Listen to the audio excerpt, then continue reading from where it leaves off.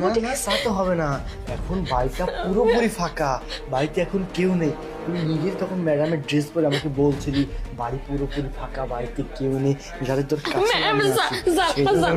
শুনুন না স্যার, দেখুন আমার অন্যায় হয়ে গেছে, আমার তখন এইসব বলা পেনে একদম ঠিক হয়নি স্যার, আমি আমার ভুলটা বুঝতে পারছি স্যার, প্লিজ আপনি আমার ইজ্জত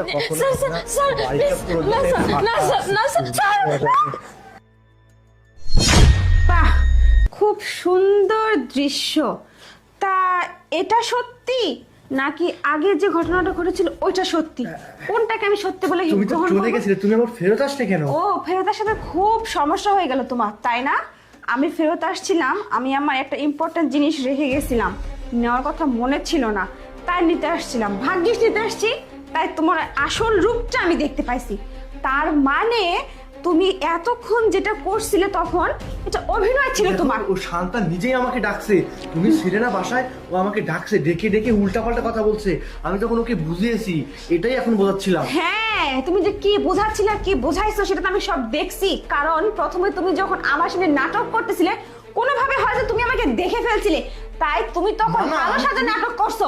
কারণ আমি শান্তাকে নিজে এখানে তোমার সাথে অভিনয় করার জন্য দিছিলাম, কিন্তু তুমি হয়তো আমাকে দেখে ফেলছিলা, তাই তুমি তোমার প্ল্যানটা চেঞ্জ করছিলা। আমাকে খারাপ কথা বলছে, আমি রাজি হইনি, আমি তোমাকে ভালোবাসি, আমি সবকিছু বলছি, সেটা তো এখন নিজের চোখে দেখতেই পেলাম। আমি এটাই বোঝাচ্ছিলাম। বিশ্বাস করো, তুমি তো তখন দেখলেই, তাই না? এখন তুমি কেন এই কথাটাই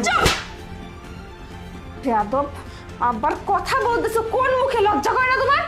আমি সবকিছু নিজের চোখে দেখছি, এটাই সত্যি এখন যেটা ঘটলো। কারণ শান্তা আমাকে অনেকবার বলছিল তুমি ওর উপর খারাপ নজর দাও, কিন্তু আমি বিশ্বাস করিনি। এর জন্য তখন একটা পরীক্ষা করছিলাম, কিন্তু তখন হয়তো তুমি আমাকে দেখে ফেলছিলে, জানতে পারছিলে আমি এখানেই আছি, তাই নাটক করছো। আর এখন যখন আমি সত্যি সত্যি বের হয়ে গেছি, তখন তুমি তোমার আসল রূপে ফিরে আসছো। তার মানে শান্তার কথাই সঠিক, তাই না? শোনো, আমি তোমাকে অনেক ভালোবাসতাম, অনেক বিশ্বাস করতাম, কিন্তু আজকে সবকিছু আমার ভেঙে গেছে। বিশ্বাস করো, তোমার মতো নোংরা লোকের না, নোংরা মুখে এসব কথা মানায় না। শান্তা, আসলে তুই ঠিক ছিলি, আমি তোকেই ভুল বুঝছিলাম। আমি বুঝতে পারিনি আমার স্বামীর মুখে আড়ালে এত বড় একটা মুখোশ লুকিয়ে আছে। ছি, আমি এখন চলে যাচ্ছি সত্যি সত্যি তোমার জীবন থেকে। আমি কোনোদিনও তোমার জীবনে ফিরবো না, আর তোমাকে আমি দেখে নেব শেষ পর্যন্ত। তোমাকে আমি জেলের ভাত খাইয়ে ছাড়বো। শান্তা, চল আমার সাথে। ছি, ঘরে বউ থাকতে সামান্য একটা কাজের মেয়ের লোভ সামলাতে পারো না, নোংরা পুরুষ একটা। শান্তা চল। রিয়া শোনো, দেখো